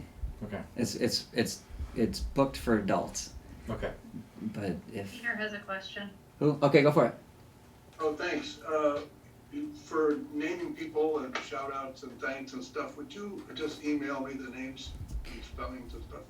Yeah, it's right in Peter. This the 2 names are right in my report. Oh, they're in the report? Yeah. Okay, you can read that far. Okay, No problem. got it. Thanks. Okay. Financial efficiencies. mobile classroom challenges. I saw things got split apart and then put back together. What's that about? You wanna take I this didn't one, want to Dan? ask because I knew you were probably going through the roof. Well, actually, they were delivered split apart. They finally just got put back together. So that was really the culmination of the delivery, was the day they got put back together. That's really all I can say, Wayne. You take it from there. I don't know. I'll take it from there. We've had permitting issues. The reason why we were stopped with smacking them together was the fire chief drove by and put a halt to our work because we didn't have the proper permitting. That's old news though, isn't it? Yeah, we're still working on the permits. We have not officially received the permits to install stairs, things like that. Oh. The other challenge that we have is that the mobile classroom that we ordered and the mobile classroom that showed up is different. And the biggest difference is in the heating system. So we thought we were getting propane, now we're getting electric. So it's electric heat in there, and nice to have electric air conditioning, but electric heat is not that cheap. On top of it all, it is phase 3 wiring, and there's no phase 3 wiring around here. So it has to either have a converter or be completely rewired, which then we're looking at, if we're gonna have to rewire it, there's no point in using the electric heater, so we're gonna add heat pumps to it. So right now as we sit, we're most likely going to go with the heat pumps, wire it for phase 1, which is what we have here, so that we can run lights, outlets, wireless, and the heat pumps, and just section off the phase 3 and leave it there. But these all need work and time, and we can't touch it until we get the permits. Tim, our bus driver, Tim Whitney, has agreed to do the ramping, so he's going to build the ramp and the stairs. And it's just been one challenge after another, actually. This was supposed to be done Thanksgiving break, and I was still teaching in Liz's class today, and Erica's teaching in that hallway right now, because she no longer has a space because we need it for a student. So it's quite challenging. One question about the heat pumps. They'll be rated for less than -10, I guess? Or, Yes. Okay. Yeah, the new ones are just fine. They're fine. Yeah. Okay. So the good thing about the heat pumps is that wherever we go, there's a very good chance that we'll need them anyway, so we can just pop them off and relocate them, and they're not going to go to waste. The bad news is that we have to pay for them now. So next month I'm working with Lori right now to look at the budget efficiency, so I'll bring that back for you as well too. These are just additional costs that we really didn't plan on with the mobile classroom, starting with the $20,000 of excavation, probably looking at $10,000 to $12,000 for heat pumps. Your guess is as good as mine when it comes to the ramp, which is going to be pretty extensive because of how long it has to be to meet ADA compliance, which is appropriate. I'm not complaining about that. It's more lumber. I have a question. So it's Which- been challenging. Lori will probably have the answer to, but these can all be treated as separate projects, not rolled up into one project. Correct. So you don't need an RFP for the total amount. No. But what's your ballpark guess? I was gonna guess 20,000 for the heat pumps, but that's good if you're saying 12, but. No, I think it'll be around 10 to 12,000. I think so too. Yeah, it's For two of them. It's Yeah. 2 single units. They're roughly about 5,000 a piece, so we're just gonna say $12,000 to be safe. Okay. The electrical work, a couple $1,000. Got to run the conduit over. We got to run, wiring over to it as well.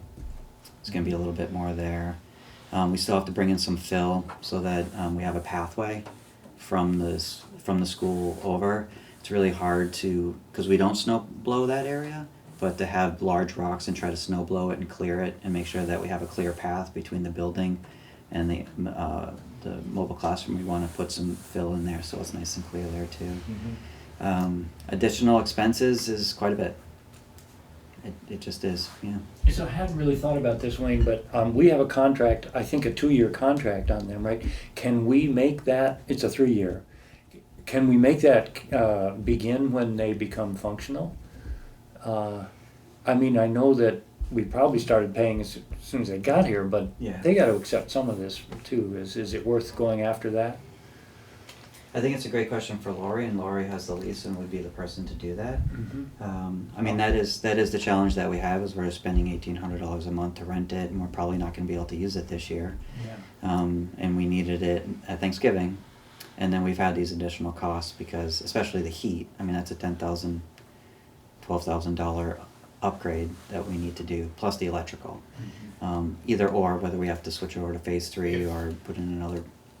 I mean, you started this conversation with you. I'm getting you, Jeremy. You're next, I swear. I see you. If you started the conversation with, we ordered something and they sent us the wrong thing, is there any kind of compensation coming from all the expenses that we're gonna have to do? There's no, did they offer to take those units out and put new ones, the ones you ordered back?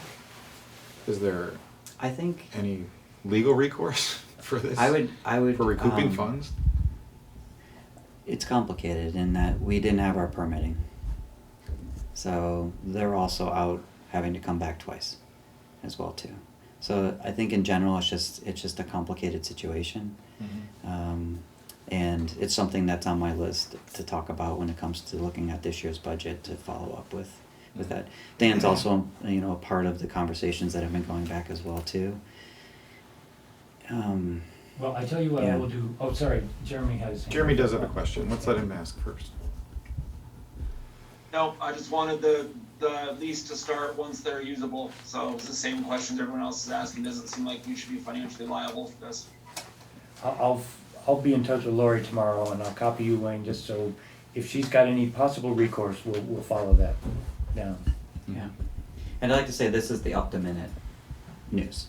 So it's not like we've been holding this for a couple months and then I'm showing you right now. This is ever evolving. Like, okay, let's go hook it up. Now wait a minute.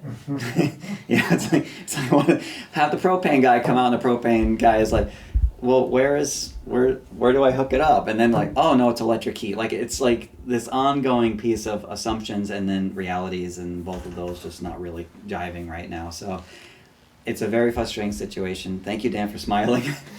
I just think that the kids could really learn from this. I don't know to what extent they're engaged, but this is going to be life. You know, you may as well get used to it. Very much Start so. right now with your portable classrooms. Yes, like, okay, you know, like what to do, not to do, and everything in between. So I'll bring you back. I have reached out. I even reached out when we first didn't have the permitting to see if we could just have them come and pick it up and bring it back. And that was just I can tell you that was something we could not do. We've already signed the lease and we were committed ourselves to, I think it's 39 months. Okay. I will tell you though that, oh, sorry, go for it. I was gonna ask if Greg is involved. Greg is running the show. He's running the whole thing. Okay. Yeah.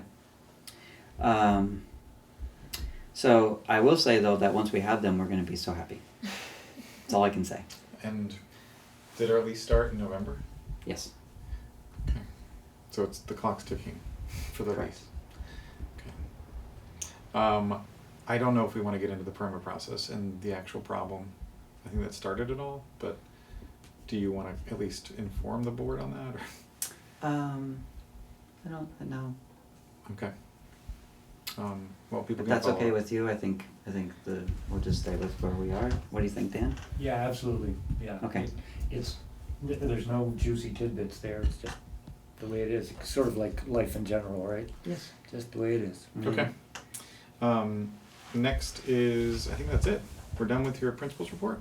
And Yeah. we have an enrollment of 101 still. Thank you, Dan, for the report. Okay. We are moving into Thanks, Nelli. Kayla's turn. I hope everybody had a chance to review the documents that Kayla so nicely put together. But I think, Kayla, if you're there, I think it would be best to start with a little preamble of what this whole thing is and why you think Marlboro should take it on in terms of on-site training. Sure, thanks. Basically, Federal Motor Carrier Safety Administration has implemented new regulations around entry-level driver training. So what that means for Marlboro School is that any new driver that wants to join our bus crew and does not have a CDL or the proper endorsements to drive our fleet would need to go through this process, this new process, to obtain their CDL or proper endorsements. This process includes training at a facility, going through theory behind the wheel training, and then getting licensed. That all sounds easy off the top. However, there are currently no training facilities in our area to be able to do that for any entry-level drivers that want to join our team. So that's the really nutshell version of the latest change that's happened. Okay. Does anybody have any questions over the documents? Did everybody read the documents that Kayla sent? Sorry, Doug, what did you ask? I just asked if everybody read the documents and yes. then also has any questions. Dan and I were on the original ask, so we asked initial questions before we bring it for the board. Yeah. It was a little too late. It was like the day before our last meeting, so we didn't bring it to that meeting, so we pushed it to this one. But Kayla didn't respond to our questions, and just wondering if you guys had additional ones for her. I do have. It's so strange, Kayla, you're here, but I have to look there to face you. So I did have a question. So from my understanding, from all this detail, first of all, thank you so much for all that detailed, information. I guess I started worrying that if we become on your recommendation, a private training facility makes sense, right? If we become one, and then we have to train people, like the strain on the budget. And I know you said we can decide what's doable, and I was wondering about that, the strain on the budget, and then what if we become private facility but only train? Yeah, maybe just I'll ask about the strain on the budget and how we want to think about that so that it's manageable. Yeah. Sure. So I understand the concern about the budget, of course. When I am looking to become a private facility at Marlboro, the reason is because being a public facility, so I'll get to the numbers in a minute. Yeah, the 3,000. First, being a public facility is actually just not designed for schools or for small organizations that are just looking to sort of, train in-house. That is the purpose of being a private facility. It's so that schools can train their own people. It's so that government facilities can train their own people in-house and maintain control of that training. Now, in terms of cost, the figures are variable and really unknown. It really depends on how many people are training in a year, which we will never know until it happens.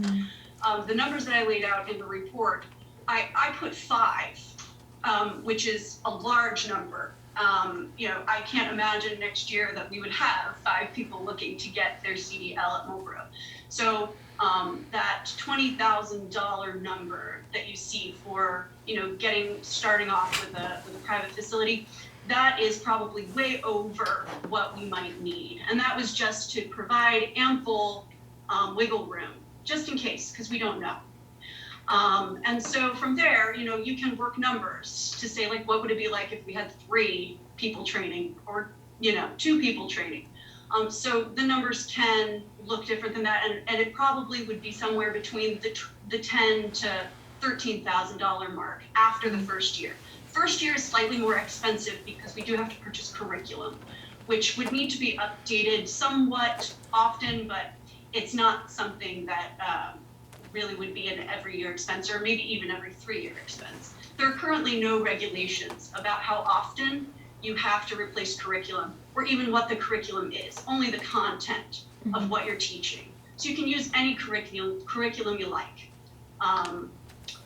So I hope that answers some of your questions about being a private facility versus public. And I know the concern might be that we can't charge individuals for our services, which is true. In order to do that, we would have to be public. Being public means that the state of Vermont is sort of like our middleman. between us and the federal motor carriers. And they then put Marlboro School in a registry, which is statewide, and can send any entry-level driver to Marlboro for training. That makes it so that we cannot control how many people are coming to us, and we just really don't have the capacity to do that. So I hope that answers your question, Nelli. Well, I guess I was wondering if is it possible to become a private facility but only train your own people to kind of keep Absolutely, the and that is budget the small? main purpose of being a private facility. Thank you. Selena, go ahead. I was just wondering if you talked to anybody at the town garage, because I know that they need CDL folks too, and if it makes sense to try to like partner up with, the folks at the town garage. And I also asked that because I don't know if it makes sense for the town garage, like if it's a difference. So I'm thinking budgetarily, right? So like the school budget versus the town budget, it's taxed differently. So like our tax rates are,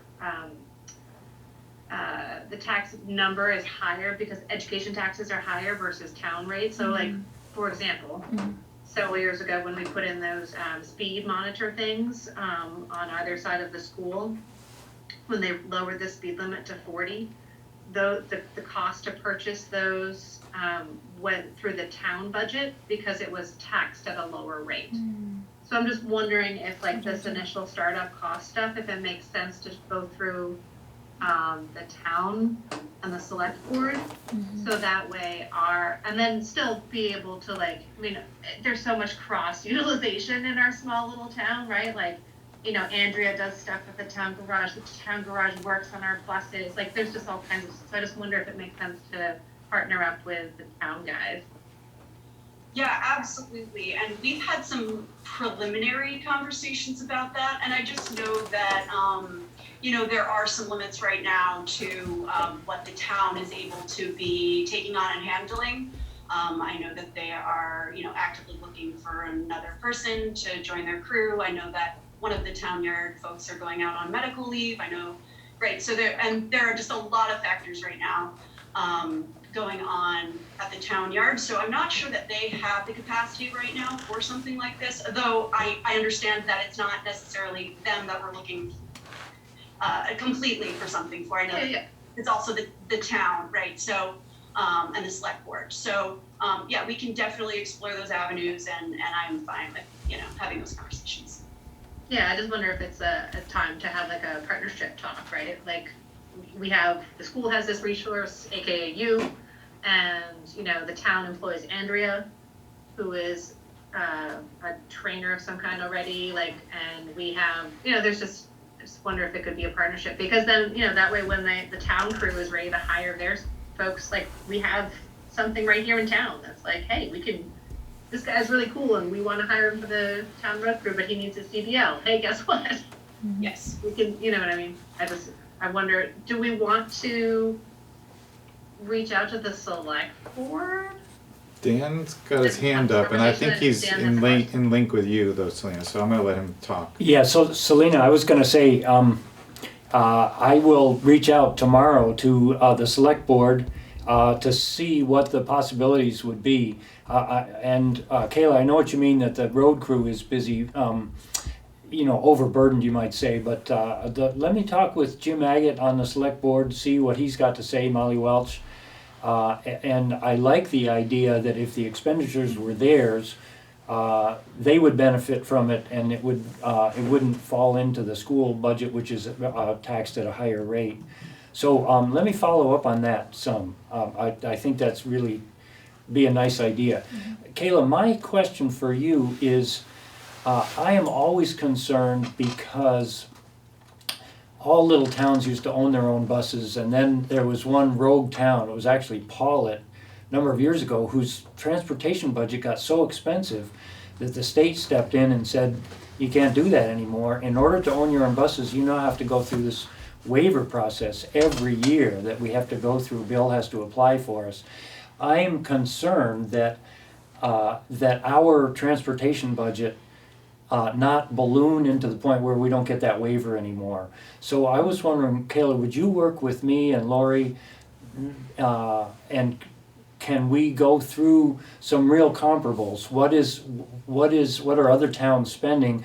What would be a potential sort of high watermark that if we go over, we're not going to get a waiver, et cetera. Have you got any thoughts on that? I just don't, we've never known exactly where we stood. Lori always says, well, you guys don't spend too much more than anybody else, but I think I want to be vigilant about that too, so it doesn't trigger something unintended. And so I guess part of the question is this a time, is time of the essence, or could we spend another month tracking some of this stuff down, and then make the decision a month from now? No, so I really appreciate all those thoughts, and yeah, absolutely, we would want to know what that threshold is, and that makes a lot of sense to me. So if we need to, unturn a few stones to do some digging so that this does run and runs properly, I mean, that's what we want. We want this to run and run properly, and not have it create any more problems. But I do think that our budget for transportation is really reasonable budget for transportation, and I certainly don't have the numbers all in front of me to just throw at you right now of neighboring districts or schools that own their own fleets, but I think we have a very, very reasonable transportation budget. So I'm not sure if we'll reach that threshold, but it would really surprise me. But happy to help do that legwork if that's what's needed. About the timeline that you asked about, I mean, yes, as soon as possible is really ideal, only because we do have a person that wants to train on the buses and can't because there's not a training facility. And because going forward, we would hate to have this be prohibitive to people in our community. If bus drivers ended up wanting to move on or not do this anymore, we would be really kind of in a bind in this moment at trying to find drivers who have their CDLs or, so time is of the essence to some degree. I had a question about that, Kayla, and I probably should have started with it, but where is, and maybe you answered this and I missed it, but where is the nearest facility and where are other people getting trained? I mean, where are workers in Vermont going to get their training? If you were just a random person in the middle of Vermont, where would you have to go? So many schools are beginning to apply for this private facility certification. It's a self-certification process that goes through Federal Motor Carrier Safety Administration. But currently, the nearest facility that would work for the current fleet that Marlboro has for people to be trained and have the endorsements that they need, it's in Albany, New York. And these facilities, you can only choose a facility that's listed by the Federal Motor Carrier Safety Administration on their training provider registry. So I didn't check this past week, but when I wrote the report, the nearest one was Albany. Okay, and then my follow-up is more related to what Dan, I think, and Selena brought up, which is, they mentioned Andrea, of course, moonlighting on the other baseball team, the Marlboro Town. But would you have interest, and I think you've put yourself forward almost as somebody that would be willing to train, or not at all? Like, I know we talked about resources in terms of, the current town garage, but like, would you be interested in that? And I don't have any idea if you are or not, but.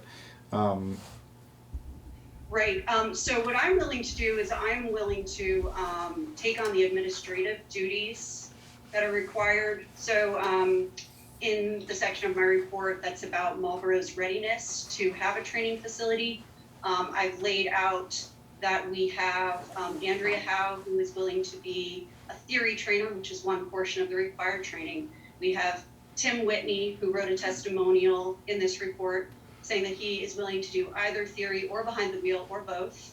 And then the third component is just an administrative person to be, conduit between the facility and Federal Motor Carriers so that they know that we're in compliance and we're doing everything that we're supposed to run a safe facility. I'm wondering based on that though, if we should speed it up and try and get on the select board meeting sooner to talk about this, because, I mean, from my perspective, where the shop is set up, it doesn't really matter. It's more of just where that paycheck would be coming from.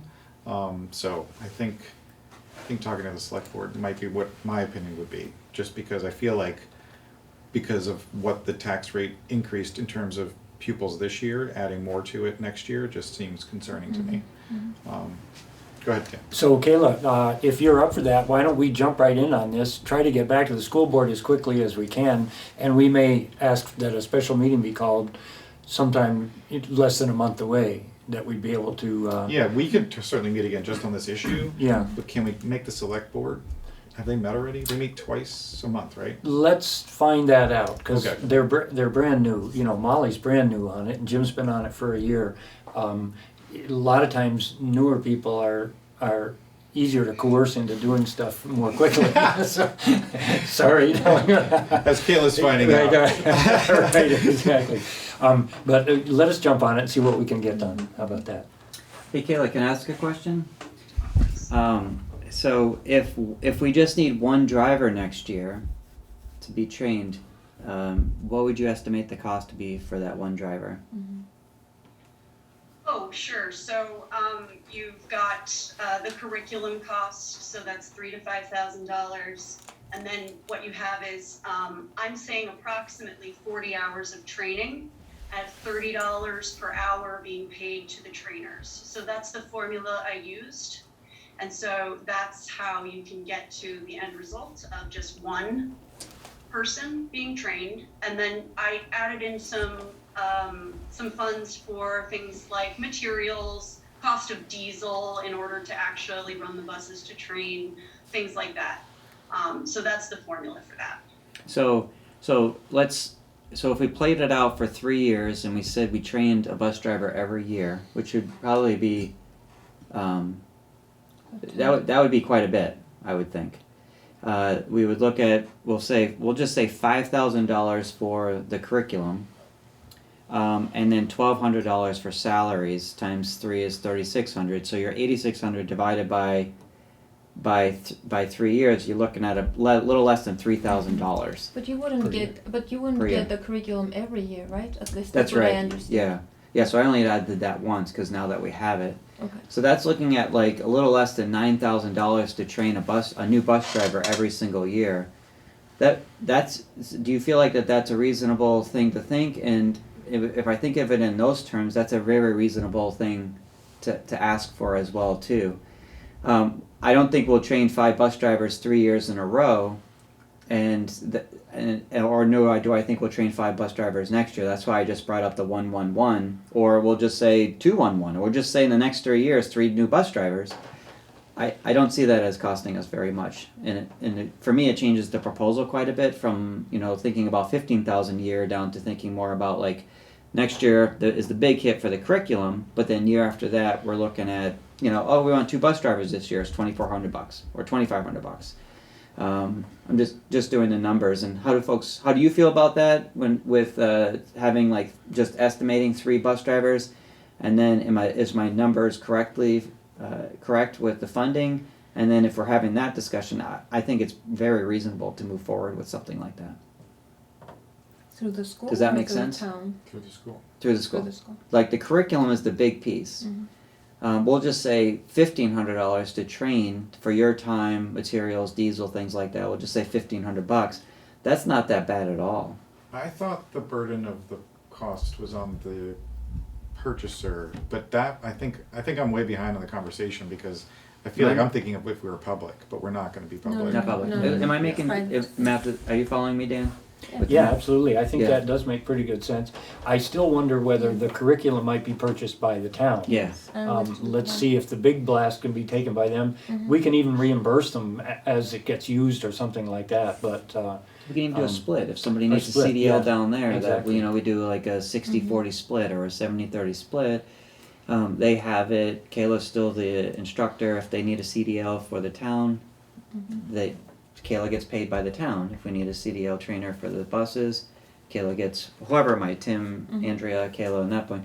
It just sounds a lot less than, if I have my numbers correctly, than the proposal. Because I think $15,000 a year is a big ask, but I don't think we need 15 bus drivers the next 3 years. And what Wayne is saying is absolutely correct, and that is why when I opened, I said that the numbers are variable and that this is based on 5, but I don't ever see us really doing that. It was just to have that wiggle room as an in case. And I do just want to say one more thing, which is that I really do believe the administrative piece of this should be wrapped into the job of the school bus coordinator. It makes a lot of sense. It's working with some of the things that the school bus coordinator is already doing. And so I do believe that that salary should stay within the school if that's possible. I'm gonna Oh, go. I'm sorry, Selena, you have your Yeah, hand up. Selena's got her hand up. I'm just calling her. Oh, no, it's fine, it's fine. I just had a, I wanted to see if we could, kind of make like a to-do list for next steps, so that way we can get this, buttoned up.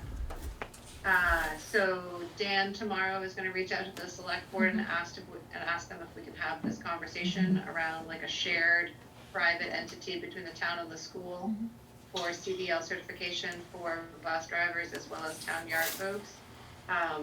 And also, Dan, did you offer to do this with Kayla to check in with Lori as far as like what the cap is for our budget and what that, make sure we're still within, Waivable. you know, still gonna fall under the limits of needing that bus waiver.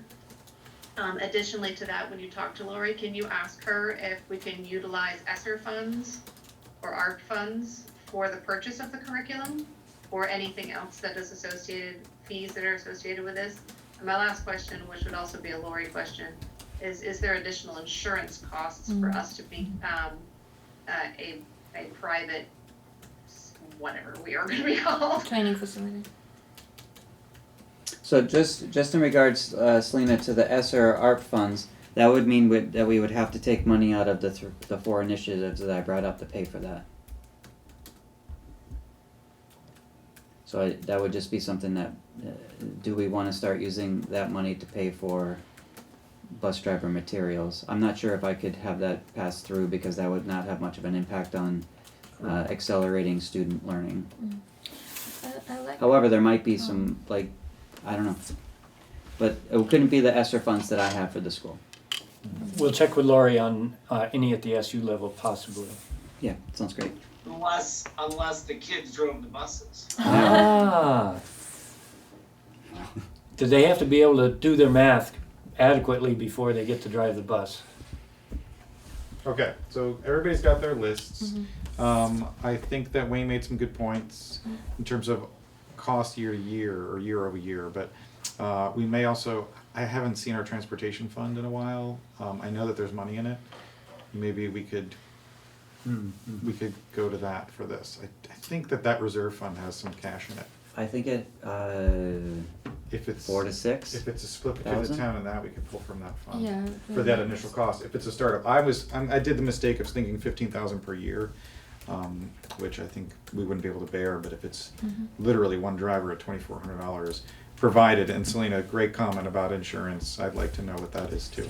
We'll find that out. That's on my to-do here. Okay, all right, then I'll move us on. Kayla, sorry we didn't get a decision tonight, but we're working on it. No, thank you, I appreciate it. Yeah, Okay. and thank you very much. Thank you for putting it all together and packaging it up, and making us aware of Thanks, it, Kayla. first of all. Okay, next is, I don't know where I am in my, in my agenda. Where are we, guys? I think we're on. Approve the, Pay orders and minutes. pay order. Okay, easiest part of the evening. Nelli, I think you should abstain from this one just because you weren't at the meetings and you weren't a part of the board, but can I get a motion to approve the minutes from the prior meeting, which was the town meeting, which Peter took minutes of and are posted on the website, as well as and I believe that was February 23rd. February 17th? February 23rd. Oh, no. Yeah. That was the town meeting. Town meeting was the February 23rd, and then the 17th was our regular. 17th was the regular board meeting. I'll take one fell swoop of amendments. I will make a motion that we, go ahead. Selena I'll moves. make a motion to accept the minutes as drafted for both 217 and 223. Second it. All right. Any discussion or amendments? All right, all those in favor, say aye. Aye. Okay. Aye. And any abstentions? That's your cue, Nelly. What is it? Abstentions? But I can't vote on. Oh, so I just Yeah, just abstain? abstain. Oh, I see. Wow. I thought not voting means also you can't abstain. No, Yeah, you sure, can. I abstain. Sorry, abstain. And now I'll entertain a motion for the pay order with the numbers provided to Peter. So I'll make a motion to approve the pay order for 3/17/22 in the amount of $201,092.70. I will second that motion. Okay, all discussion or anomalies? Everything look good? Oh, okay. No, it was a very straightforward pay order. Okay. 200-300. All those in favor, Kinda say scary. aye. Aye. Aye, Dan.